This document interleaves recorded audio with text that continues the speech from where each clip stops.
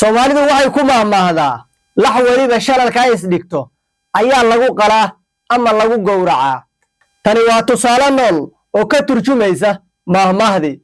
Gabadhan aad arkaysaan idin muuqanayso maalmahani waxay qabsatay baraha bulshada ayadoo waliba ooyeyso. Haddaba gabadhani maxaa ka ooysiiyey? Taariikhdeeduna maxay tahay? Gabadhani ayaa waxay waddanka Mareykanka kaga timi wiilkan idin muuqanaya. Wiilkan oo ah mid ka mid ah darbijiifyada ugu weyn waddanka Uganda. Wiilkan ayaa wuxuu ahaa mid TikTok-ga ku soo gudbiya muuqaalo yaryar mararka qaar isagoo quraan akhrinaya. Sidoo kale waxaa ka muuqatay duruuf aad u badan oo dadka intooda badan way garanayeen, oo wuxuu ahaa nin darbijiif ah, maqaaxiyahana qashinka iyo waxa ka soo daadiya deetana qadada iyo wax nooca ah meesha uu ka helo. Gabadhani ayaa ka aragtay baraha bulshada, deetana waxay go'aan ku gaartay inay wiilkani Uganda u timaado, deetana ay ka saarto nolosha uu ku jiro oo ay nolol kala geliso oo ay guursato. familkeedii asxaabteedii ayaa kala taliyay arrinkani oo waxay ku yiraahdeen qof aadan aqoon, isku jinsiyad aadan ahayn, sidoo kalena inuu caafimaad qabo aadan ka waramin,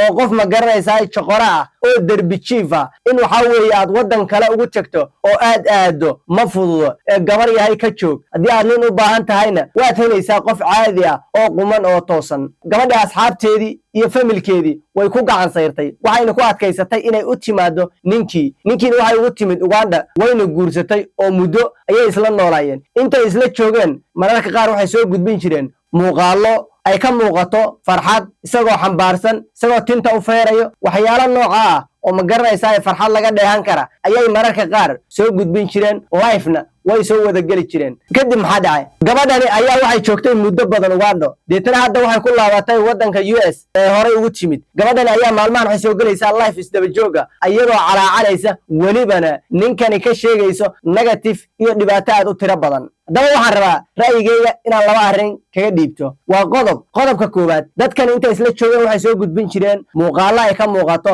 farxad iyo inay magaranaysaa isku faraxsan yihiin. horta waxa weeye weligaa baraha bulshada waxa aad ka aragto ha aaminin. mahmaha English ayaa waxay ahayd all the glitters is not gold. all the glitters is not gold. malaha wax kasta oo dhalaalaya dahab ma ahan. wax kasta oo dhalaalaya dahab ma ahan. nolosha dadka qaar ay ku soo gudbiyaan baraha bulshada ee lamaana inay yihiin, inay nolol farxad leh ku jiraan, inay magaranaysaa wanaag maxaa weeye dhexdooda u yaallo, in magaranaysaa farxad badan haystaan, 99% waxba kama jiraan waxa ay soo gudbiyaan. oo waxay tahay markii loo baahan yahay in muuqaal la duubta ayaa farxad la soo wada jilayaa si bariiska loo dhacsado. markii la doonayo in muuqaal la duuba ayaa farxad la jilayaa. berina waxaad arkaysaa dadkii farxadda iyo wanaagga tiribeelka uu ka muuqday oo ma garanaysaa iscaayiya, isku dheggan, wixii hore ay dadka tusi jireenna aysan waxba ka jirin. taa waa qodobka labaad ee ugu muhiimsan ee arrinkan inaan ra'yigayga kaga dhiibtay ayaa waxay tahay mahmaadii aan horey usoo qaatay ee lax weliba shalalka isdhigtay ayaa lagu qalaa. qofku ama rag ha noqdo ama dumar ha noqdo, Soomaalidu waxay tiraahdaa carruurtaadu inta ay adimadaada ku jiraan ayay ma garanaysaa hiil kaaga baahan yihiin. waxaa weeye qofku in uu guurka u meeldaydo, in ma garanaysaa qofka aad guursanayso oo aad nolosha la wadaagayso aad barato, ogaato wuxuu yahay, wax ka barato ee ma garanaysaa aad qofka backgroundkiisa wax badan ka fahamsan tahay, aad ayay u wanaagsan tahay. qof aadan aqoon wuxuu yahay aadan aqoon, qof ajnabi ah oo xitaa Soomaaliya, qofka Soomaaliga oo qof backgroundkiisa aad taqaan oo aad heli karayso oo aad ina hebel dhigi karayso, oo haddii xitaa familkiisa aadan aqoon qof familkiisa yaqaana ayaad helaysaa. qofka Soomaaliga waa qof walaalkaa oo isku dhiigtiin meelkaa ma jira. laakiin qof ajnabi ah, waxaa jira gabdho badan oo Soomaali ah oo niman ajnabi guursado ama uu ku hamiyo. qofka ajnabiga waa qof nooca, waa qof backgroundkiisa aadan garanayn, waa qof macnaha berri wax kaaga imaan doona aadan garanayn, waa qof xitaa hadday dhibaato kaaga timaado cid war qofkan ha layga qabto aad dhehayso aysan jirin. saa darteed intaad bannaanka joogto ayay ku wacan tahay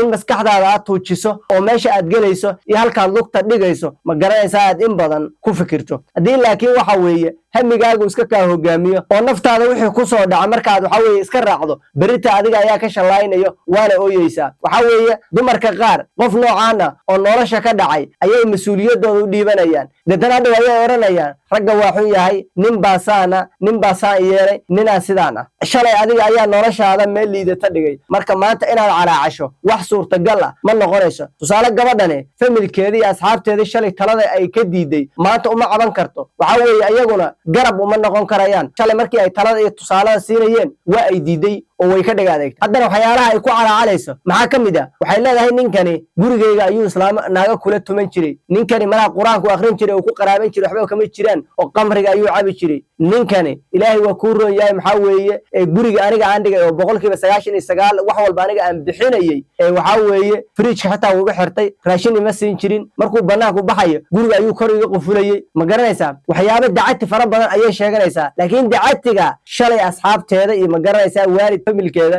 way u muuqdeen ma garanaysaa laakiin ayada uma muuqan markii loo tala celiyayna waxa weeye way ku gacansaysay marka waxa la yahay gabaray meesha lugta dhigayso ha ku xisaabsanaato oo waxa weeye hamigaaga iyo dareenkaagu yuusan ku hogaaminaynin caqligaaga iyo garaadkaaga iyo maskaxdaada ha ku hogaamiso